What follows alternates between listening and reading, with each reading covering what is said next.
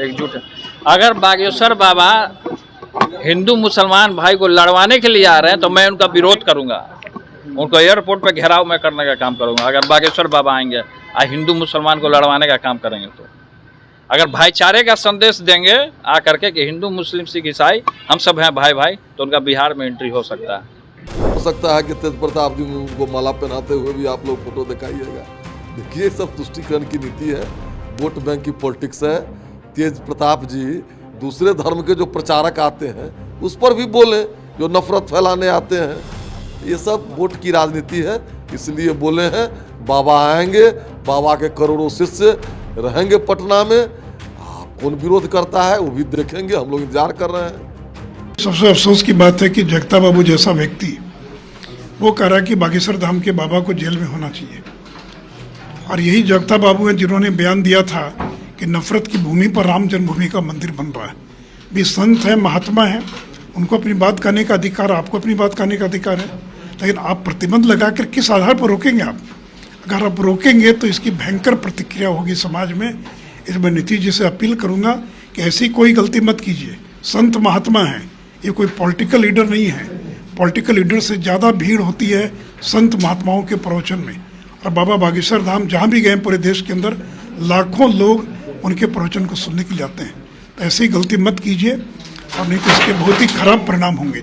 बिहार में किसी बाबा की ज़रूरत नहीं, बिहार में नीतीश कुमार की ज़रूरत है। नीतीश कुमार को लोगों ने चुन लिया है और नीतीश कुमार जी अब देश का नेतृत्व करने जा रहे हैं, तो ये काफ़ी है। क्यों कोई बाबा वाबा यहाँ पे ये सब वेलकम कर रही है उनका? नहीं, भारतीय जनता पार्टी की नैया जो है ना, ऐसे ही लोग पार लगाते हैं जिनके पास न कोई विज़न होता है न कुछ होता है। वो धर्म के नाम पे कुछ कपड़ों का कलर के नाम पे कुछ खून करा करके कुछ इस तरह करके, तो ये तो बीजेपी जिसके पास विज़न नहीं होगा, काम का तरीका नहीं होगा, तो इसी तरह के लोगों का सहारा लेगी।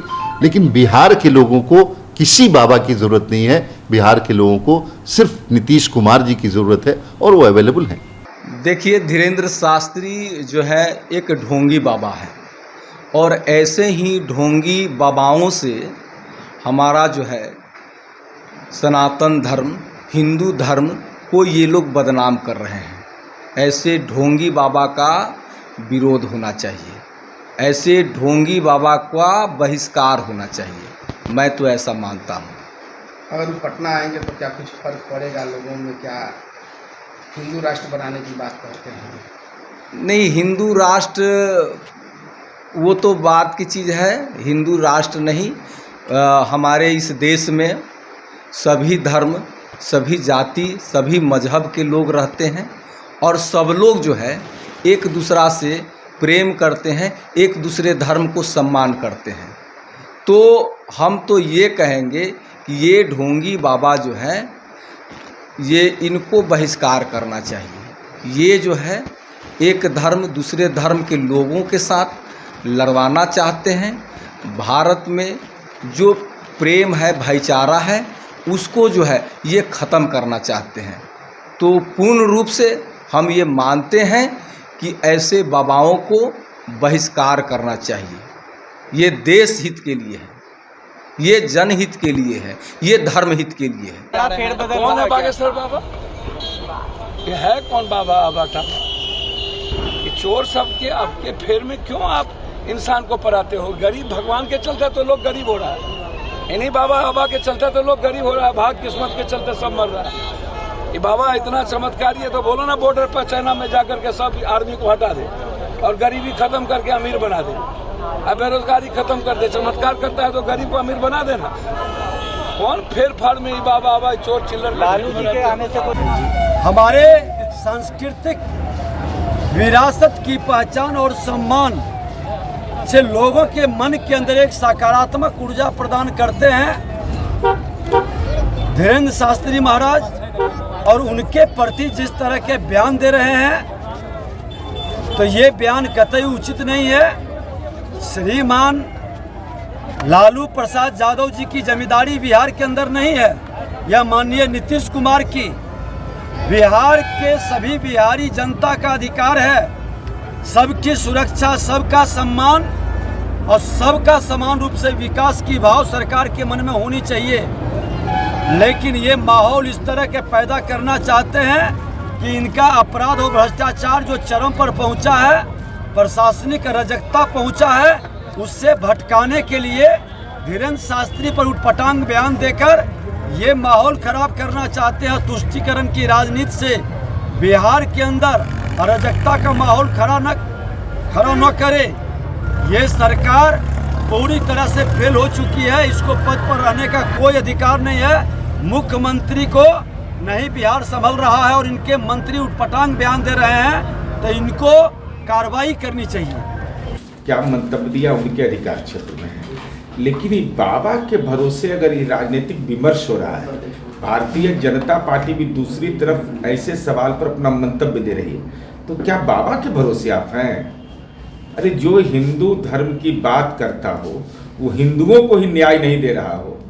हिंदू बेटी के साथ अनाचार होता है भाजपा शासित प्रदेश में। ब्रिजभूषण शरण सिंह जैसे लोगों पर अब तक भाजपा कार्रवाई नहीं करती है। गांधी मैदान के आतंकी घटना में 2013 में भाजपा समर्थित हिंदू मारे गए, उनको अब तक आपने नौकरी नहीं दिया। जो हिंदू नौजवानों को रोजगार देना था वह आपने नहीं दिया। तो ये हिंदूवाद की बात क्या है? आज जब डिजिटल इंडिया का दौर है, तो अगर बाबा धीरेन्द्र शास्त्री आपके प्रेरणा स्रोत हैं, तो हम तो अनुरोध करेंगे, राजपाट आप ही का है देश के अंदर में, आसाराम बापू के लिए भी कोर्ट से सक्षम परमिशन लेकर के, और आपको उनका आशीर्वाद फला फूला है, तो उनके आशीर्वाद के लिए भी डिजिटल कैंपेन का एक हिस्सा बना लीजिए। तो उन्मादी हैं और उन्मादी संत हो जाए, ऐसा भारत में संत की परंपरा नहीं। बाबा बागेश्वर ने भी हिंदू राष्ट्र की बात कही, लगातार कह रहे हैं इस बात, हिंदू राष्ट्र बनना चाहिए, हिंदू राष्ट्र। असल में इसी को जेल में रहना चाहिए, और जेल में नहीं है, कई अफसोस की बात है। भारत के संविधान के तहत कोई बात करिए। मेरा मतलब इस बात से है कि बागेश्वर बाबा हो या कोई बाबा हो, बागेश्वर बाबा को तो हवा पास कर दी वो स्वानी शाह ना, स्वानी शाह, उसके सारे तिलस्म को झूठ के कबार में रख दिया कि भाई तुम क्या कर रहे हो। स्वानी शाह तो धर्म नहीं बेचती है, स्वानी शाह तो अपना व्यवसाय नहीं चलाती है। स्वानी शाह एक इस समाज की तेज तर्राज ज्ञानी लड़की है, जिन्होंने कहा दिया कि माइंड रीडर क्या होता है।